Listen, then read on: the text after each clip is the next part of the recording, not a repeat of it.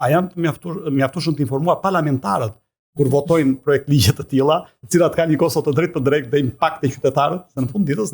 ju jeni për të shërbyer qytetarëve apo jo? E kuptoj pyetjen edhe me të drejtë na e bëni, por besoni që e kuptojmë shumë mirë dhe vetëm pse e kuptojmë shumë mirë, kjo është arsyeja pse jemi shumë pro. Sepse ka një dinamik. E vërtetë është që do të ndodh një konfuzion i vogël. Unë e pres patjetër që mund të ketë sektor më të revoltuar dhe mund të ketë sektor të cilët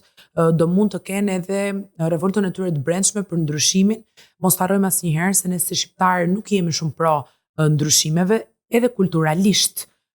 Nuk jemi besnik të traditës dhe të mënyrës se si funksionon, e kemi shumë të vështirë. Unë kur folja për Albanian, edhe sot e kësaj dite në shumë zona të Shqipërisë, ti gjen ende revolt, të paktën të moshuarve, po themi, ose ata që nuk qasen tek interneti akoma, një revolt që çfarë është tani kjo punë. Unë shkoja në sportele dhe e merrja këtë shërbim lehtësisht, se kisha një të njohurin tim atje në sportel, ndërkohë që tani më duhet që me kartë identiteti, password, emaili, pra gjëra të reja dhe që pa diskutim krijon një revolt ndaj ndryshimit. Dhe që është e pritshme që ndodhi një gjë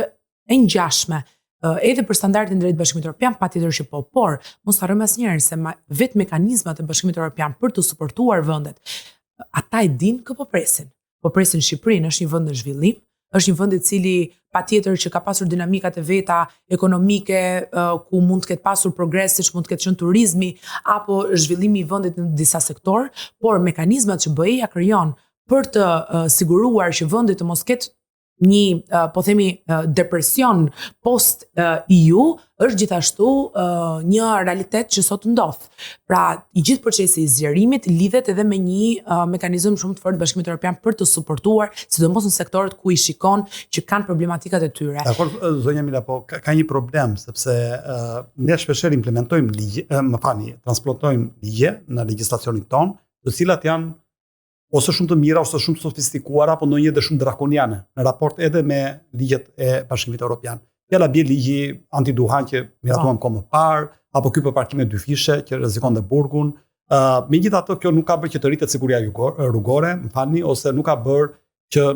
në shumicën e lokaleve, rritet vërtetës pakën jashtë Tiranës ngushtë, mos të pihet vazhdimisht duhan, apo ligje të tjera të cilat nuk kanë funksionuar ashtu si kundër legjislatori e ka pasur synimin e tij. Pra ne kemi çaluar shumë te implementimi i ligjeve. Mjedisesh në sektor tjetër shumë. Të dyja rastet që ju përmendet, por me siguri mund të përmendim dhe shumë të tjera,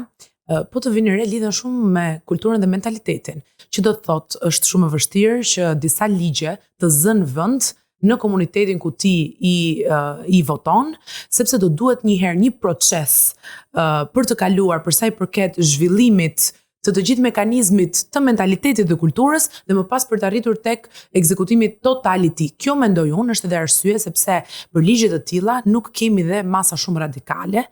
për të ardhur